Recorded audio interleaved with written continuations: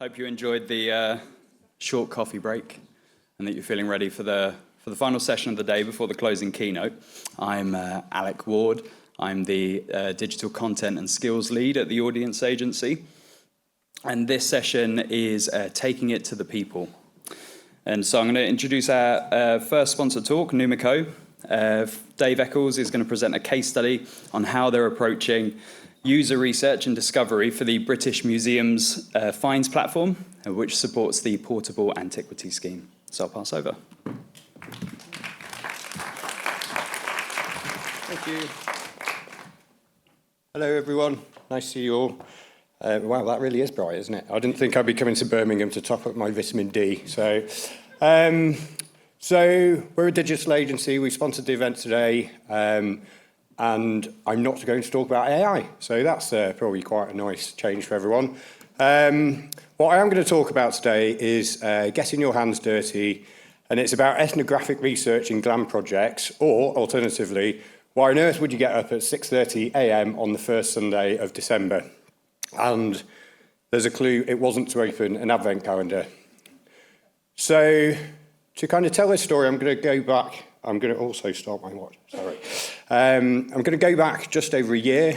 So we got an email from the British Museum who look after the portable antiquities scheme, and a key part of that is a website called Finds. And Finds allows anyone that's anyone in the public that's found something that's precious or has historical importance, they can log it on this website, and it's a really important kind of resource for researchers, but also for the general public. So it also has a very, very specific workflow for if you find treasure. And I think I've only really come across the word treasure in the context of like reading pirate books to my kids. So I didn't really realise that it was like a kind of legal term, but it is. So it's quite complicated, but basically if you find something like gold or silver, and it's over 300 years old, then it's definitely treasure. It's sometimes treasure if it's other things. So there's a fascinating workflow that you can work through yourselves if you're interested, but we'll leave it at that in the 10 minutes that I've got. Finds has been incredibly successful. So it started in 1998. There's like 1.7 million objects and like 1.1 million records attached that those objects are attached to. Unfortunately, the Finds platform itself is also an antiquity in many ways. So at its core, quite a lot of it is still from 1998, and it's amazing that it still worked, really. And people get a lot of value out of it, but it's quite frustrating for people to use. The user experience isn't great, and you have to use it. So if you're building something that you have to use, you want to make it easy, you want to make it as fun as possible to use, because as I'm going to go into, that's a big bit of this project. So we're a digital agency, so we're quite happy in our nice kind of trendy office with air conditioning, and we are even more happy when we're looking at workflows, and we're even more happy when we are looking at database permissions. This stuff makes us really happy. And when this brief came into us, I started thinking, this is like a really interesting community, and I binge-watched The Detectorist, and if you haven't seen it, see it, it's absolutely brilliant. It's really warm, but also it was written by people who do detecting, so it's quite accurate and it's quite well respected within the community. But what I started to realise is this is a really interesting bunch of people. They're really passionate about what they do, and to spend your weekend in a muddy field, you have to be, really. But what I also realised as I was doing the research is that these guys are like the foot soldiers for archaeology. So there's amazing stats about how important they are in literally unearthing objects that really add to our national understanding of our past. And it's a hobby that is growing hugely, in part down to to how successful Detectorist was, but also it's just really interesting. And in 2022, the Portable Antiquities Scheme recorded the most ever objects that have been kind of submitted through the Find scheme. So it's a hugely important platform. So at that point, so this is like winning the project, this is while we're still working on the proposal, I really thought, we need to think about this not as a database, which at its core it is, but really stop and understand the people. And there's lots of different people involved, and all the people are quite different. So they all have the same motivation, which is they all understand the importance of doing this stuff properly. So even though metal detecting is a hobby, they're very passionate and they're very respectful, and they see their role as very important. There's also professionals working in research. There's people working for local authorities, the fines liaison officers or flows, and it's their job to kind of interface with the community and make sure that this process is followed properly. So although they all have this kind of macro focus on, doing the right thing and being very interested, their day-to-day lives are very different. So, for example, the flows, it's quite often their first job out of university. Some people have been metal detecting for 20, 30 years. So there's sometimes a bit of a mismatch in experience, I'd say. And there's sometimes a bit of tension, which I'm going to go into in a bit more detail later. So when we are doing stakeholder research, which we always do for any project at Numiko, it's normally in an environment like this. So people in shirts sticking Post-it notes onto glass walls. That will probably look quite familiar. But I really thought, this is an opportunity to do something different because we really do need to understand this community. And because they're out in the field, literally, we need to understand the context a lot more about how they use a platform and also how the very busy flows kind of receive that information. So ethnographic research basically involves putting yourselves in the shoes of your users.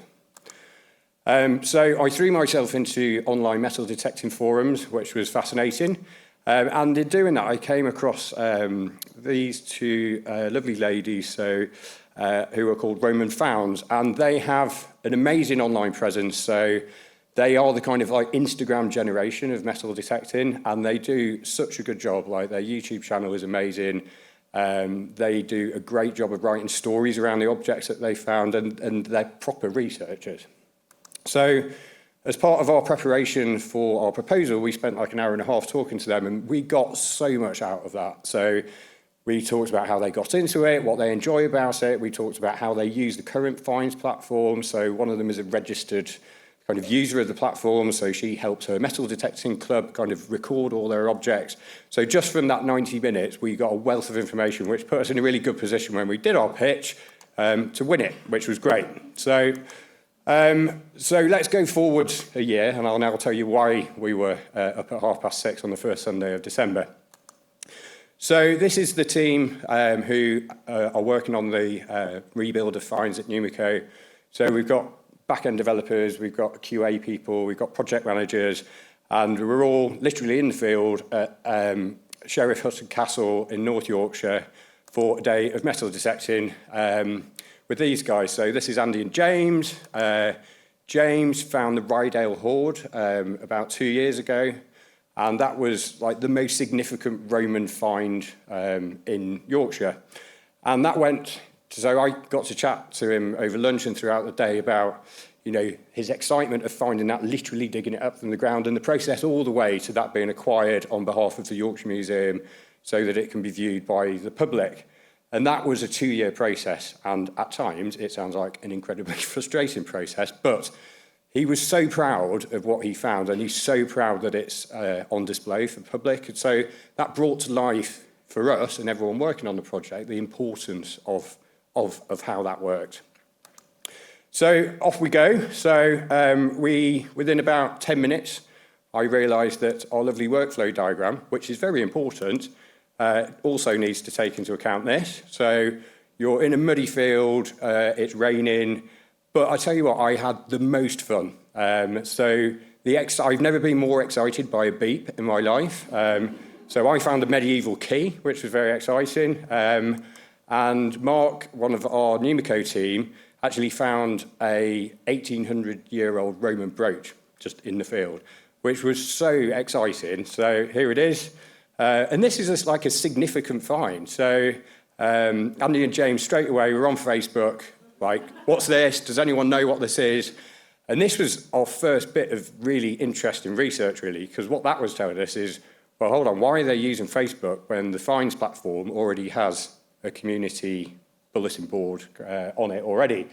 And, people do this, people post things, what's this? Does anyone know? The difference is Facebook, he literally got a reply within 20 seconds. He's also using an app that works on his phone. We're in the middle of North Yorkshire. It's raining. So the context is key. And so that was our first lesson. And it's not just about being out in the field and getting your hands dirty. It's about meeting all of those groups. So I talked about the fines liaison officers. So they have a big kind of get-together once a year at the British Museum. And Jaron, who's in the audience, and the project managers from Numiko and the user researchers went down and spent the entire day with these people, not just to go through the requirements, but to really understand, what are your frustrations? What does your day look like? What gets in your way? What can we improve? And how can we work on your behalf? And again, understanding their day-to-day existence really helps do that. So I would recommend this to anyone undertaking a project. And obviously, this is like a really good example of that. But understanding the context and the passion and the motivation and the frustration is just irreplaceable. There's no amount of writing user stories that can capture the excitement that Mark felt when he literally dug that out of the ground. So he's going to be working on this project now, and he will understand what it feels like if you're a detectorist. And one of the common frustrations with the platform is at the minute is you find something, it enters the process. Sometimes it can be 2 years, and you don't hear much at all about where your object, at that point, it is still yours, where it's gone, what it is, where it is in the process. And what we realised is you have an emotional attachment to that object, which we would never have got from just looking at that workflow. So that's just a little kind of taste of what we've been doing, and thank you very much.